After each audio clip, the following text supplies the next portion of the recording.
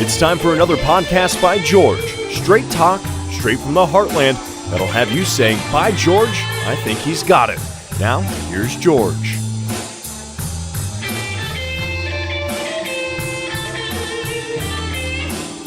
Hello, hi, how are you? Welcome back in to another podcast by George. Well, you know, when I started this podcast, there were some stories that I wanted to get to, and this is one of them. I would have gotten to it sooner probably, but because the world went nuts here over the past 2 or 3 years, I've just been kind of pushing it off. But today, we're going to talk about Jodi Huisentruit, and we've got Scott Fuller on the line. And Scott's spent more than 15 years as head of programming for terrestrial radio stations in Maine, Wyoming, and Minnesota. He currently works for KAUS AM FM in Austin, up there in Minnesota, where he has overseen on-air operations since 2009. Now, Scott began podcasting in 2003, so he's a pioneer in this field, really, if he started in 2003. But in recent years, he's conducted in-depth investigations of high-profile cold cases in several states through various ongoing podcast projects, including the 1995 disappearance of Jodi Huisentruit, and he joined FindJodi.com. We're going to talk about that website in January 2020. Scott, welcome on into a podcast by George. Hi, George. Thanks for having me. Well, I know the fundamentals, the basics of this, and it's always been very near and dear to my heart because, you know, I was an early morning news reporter. I was going into the radio station just like you have, I know, at 3, 4 o'clock in the morning. I was a news and crime reporter. And one of the reasons it struck me, Scott, when you're coming into work that early in the morning, you look around and you kind of see different groups of people. You see people that are delivering and going to work, those kinds of jobs early in the morning. You see police out there. You see maybe insomniacs. And then you see sketchy folks. You're kind of like, what are they doing out here at 3 o'clock in the morning? I got to go to work. What are these people doing out here? And Jodi, of course, disappeared in the early morning hours, and she was a news anchor, and it's been something that I've always wanted to get to, and we're here today with you for any kind of an update that you can provide. Yeah, well, Jodi Huisentruit, as you mentioned, was a television news anchor, and she was on her way to work. She worked the very early morning shift. Her on-air shift was, I believe, 5 to 7 on KIMT in Mason City, Iowa, which is the same media market that I work in now. And on June 27th of 95, which was a Tuesday, she left her apartment to go to work. She was running a little bit late that day, so she got a call from her producer at about 3:50. She was normally doing to work at 3 a.m. to get the broadcast ready. And her producer called, and Jodi basically overslept, it would appear. And she got that call from her producer, and she hurriedly got ready for work, and she ran out the door of her apartment, which was about a mile from her television station. And in the parking lot, it seems, she was abducted by somebody who was pretty much consensus was waiting for her there because she was running late for work. So somebody would have probably known her schedule and was waiting for her in the parking lot of her apartment complex and had probably waited there for probably 45 minutes to an hour, just waiting for Jodi to finally come out. When she did, within just a few seconds, 10, 12 steps of her egress point of her apartment to her car, she was forcibly abducted. Some of the items that she was carrying were found strewn in the parking lot later that morning when the police arrived. That's basically all we know in terms of facts from the scene of Jodi Huisentruit's abduction. There's very little physical evidence in this case for police to work with. And so that's been the mystery, is who was waiting for Jodi, who took her from her apartment parking lot, the complex, that morning. And that person obviously remains unknown today. You know, you talked about the crime scene, Scott. I recall there was a bent car door key or something like that showed signs of a struggle. And maybe some people even heard something, a scream. Has that ever been confirmed? Yeah, so the signs of the struggle from the scene would be the bent key that you mentioned. Jodi drove a Mazda Miata, which was frankly an impractical car for that climate. She had just bought it a couple of months ago, but she was very happy and excited by all accounts about that car. And police theorized that she had the car key in the door, the driver's side door of the Miata, and that the attack was forceful enough where it actually bent Jodi's key, not in a 90-degree angle, as some people would picture. But you think of the strength of a car key, it's a pretty difficult thing to bend. It was slightly bent, police have said. They also found items of hers that were strewn, headed toward Kentucky Avenue, which is the street that goes by her apartment, as though she were dragged. They also found, they think, drag marks in some of the soil in the parking lot area there. So those are the signs of a forcible abduction from Jodi's apartment parking lot. You mentioned the screams. There have been witness accounts over the years. Some people have said they've heard muffled cries. Some people, one man who lived there even said that about that time in the morning, this man since passed away, but he said on record he heard screaming basically for up to 60 seconds that morning. All that said, nobody called police. Nobody called 911. Apparently, this apartment complex, aside from apartment living being kind of insular anyway, where you keep to yourself, there's a campground nearby where fireworks would go off. July 4th was not too far away at this time. So it was not unusual, not necessarily to hear screaming, but it wasn't unusual for residents to hear noises at all hours. And so that might be part of the reason why nobody called police. But we certainly now wish they had, because it was 2.5 hours before police were on the scene, at least, when finally the TV station called the police and said Jodi never showed up. My God. Well, here in the heartland, we're only all too well aware of this. I want to play a video clip here of Jodi for people that may not be familiar, just so that they can see her and hear her voice. And Scott and I will come back right after this. I really shouldn't say this very loudly because I don't want word to get out. I've got some tragic news to tell you. Here's what I found out. The Redwood County Sheriff's Department reports tornado damaged houses, a church, and grain bins in Seaforth. That's a town of about 100 people located southwest of Redwood Falls. The Sheriff's Department placed barricades throughout the town to prevent people from stepping on downed power lines. I really shouldn't say this very loudly because I don't want word to get out. I've got some happy-go-lucky news to tell you. Here's what it's all about. Well, it's been weeks, some say months, since Mother Nature displayed kindness to central and southern Minnesota residents. It's rained virtually every weekend for the past couple months. Vacationers, along with locals, would like a break from the cool weather.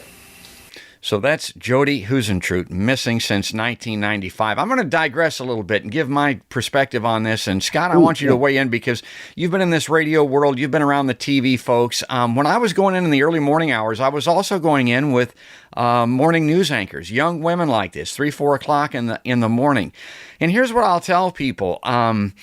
These women are coming to work. I got to say, I was a radio schmuck. I had a radio face. These young women are beautiful. Jodi was beautiful. You see them on TV and you think that they're beautiful. You ought to see them in person. I mean, they're dazzling, even at 5, 6 o'clock in the morning. Now, there's a lot of reasons they have the job. It isn't just that. But that's the case with Jodi. And the other thing that I'll talk about a little bit, having been on the radio side and watching the TV world, there's this fascination in the public with television personalities that doesn't exist for radio. Maybe it did back in the day, but it doesn't exist anymore. It's very odd, actually. If you've ever seen crowd shots of people behind TV cameras or whatever, they really get some kind of an idol fascination with these television personalities. And I think those two things could have been big contributing factors in this, crime, one of the crimes of the century in the heartland, Scott.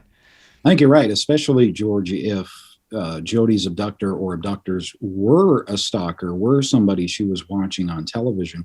One of the things we've determined over the years, now imagine this, is that Jodi Huisentruit appeared in the Mason City public phone book, and not just her name, her phone number, her address, and the unit number for her apartment. Mm-hmm. She's also driving around a red Mazda Miata in recent weeks leading up to her abduction. She's not a difficult person to stalk. And she is also very affable on air and off air as well. She was much loved in the Mason City community. I think Jodi was trying to move up to a bigger market, but Jodi, by all accounts of people who met her in the public, was very likable. Always took time for people who recognized her from the television, her fans, as it were. She was sort of in a small media market. You're not Barbara Walters necessarily, but she fit right in to the Mason City small town community.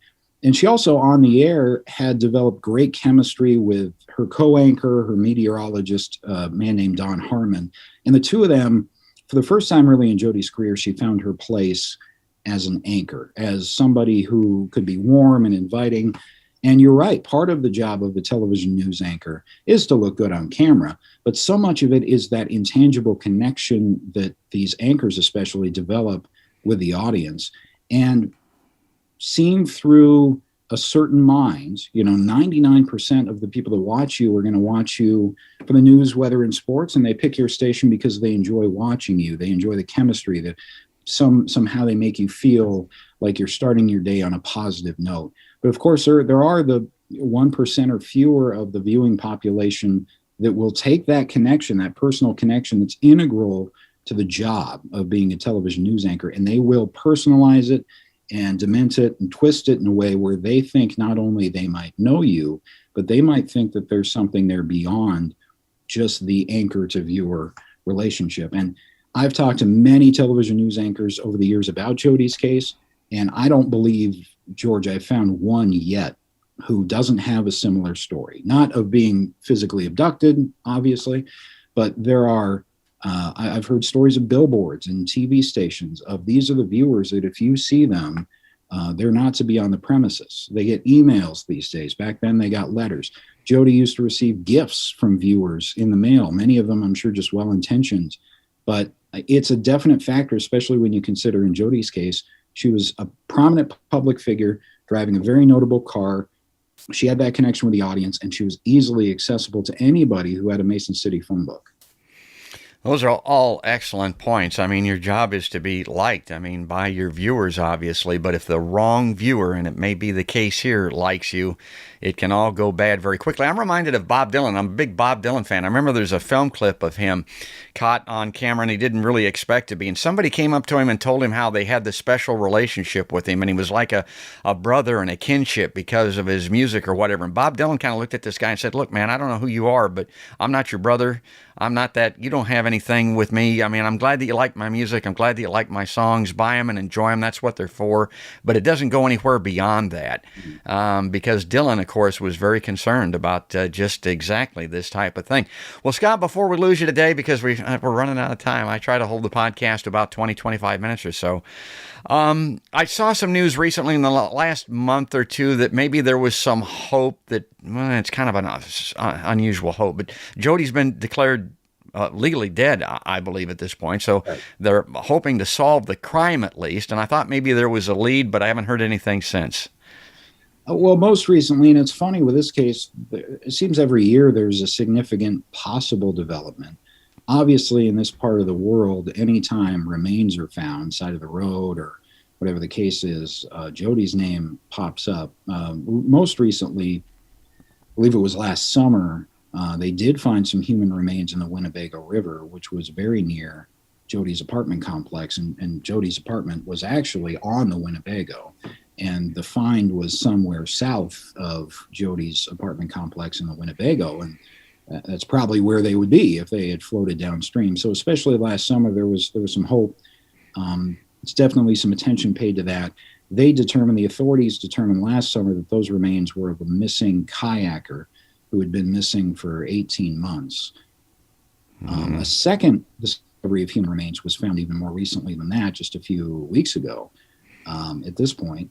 And we're still awaiting official confirmation from the state lab as to whether or not those remains are those also of the missing kayaker or somebody else. But they did find clothing. That area of the Winnebago has been searched extensively for Jodi back then and in years since. It's a pretty well-used waterway as well. Jodi doesn't think there's any indication that those remains are Jodi's or in any way related to Jodi's case. But we're obviously awaiting the official results from the state at the same time. That waterway connection reminds me of psychics that are often called in to provide their input on cases like these. And they'll usually start off by telling you that they have a sense that the body might be found or that there's something by nearby water. And skeptics have always said, well, just think about where you live personally. There's water nearby. We all live by waterways. That's a circumstance that exists everywhere. One final question here. I've read a little on this case. I talked about these sketchy individuals. There's Here's someone that is real sketchy, that again was not too far from Jodi Huisentruit's apartment. Somebody that is in prison that is considered a serial rapist. That's right. I'm not sure whether we would classify them as suspects or people of interest, but police have looked at various people over the years.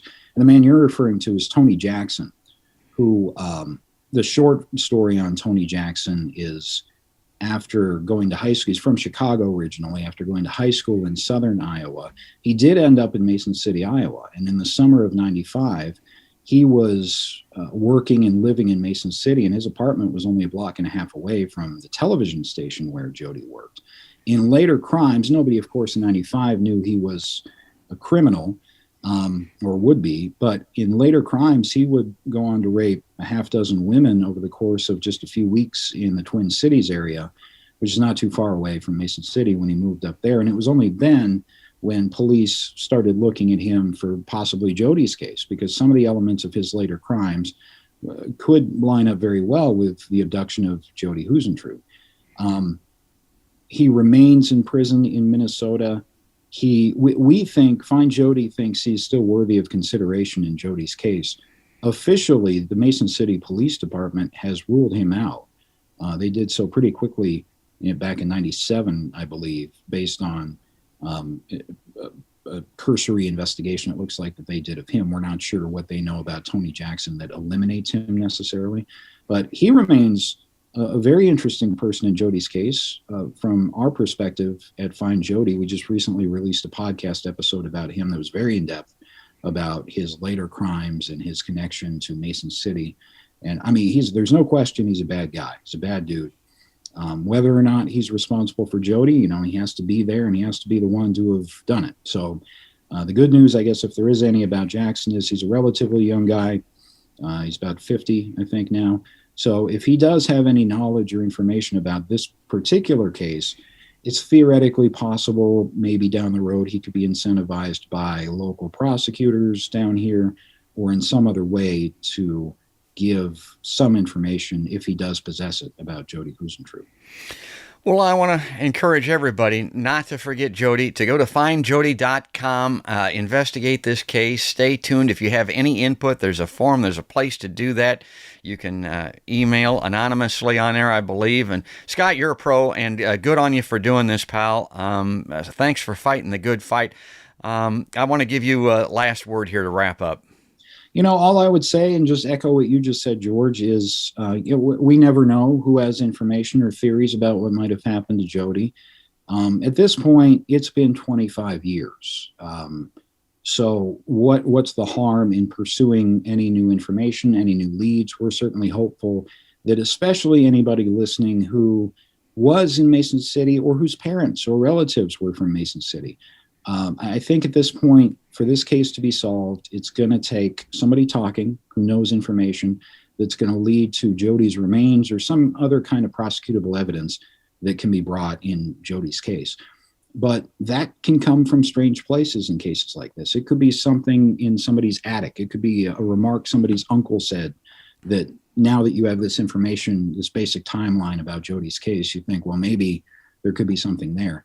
We encourage everyone to come forward to Mason City Police Department or the Iowa DCI, which is the state investigative agency. We also accept named and anonymous tips at findjodi.com as well. At this point, we're beyond caring how it happens. We just want resolution for this case for Jodi's family and for the rest of us.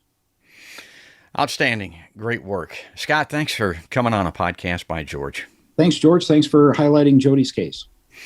Folks, I hope you enjoy Scott Fuller, and I hope you enjoy learning about cases like this and information that we have on Podcast by George. If you do, please go to podcastbygeorge.com and sign up. You can subscribe on YouTube, ring the notification bell there so that you get notification of future episodes. We're also on Facebook.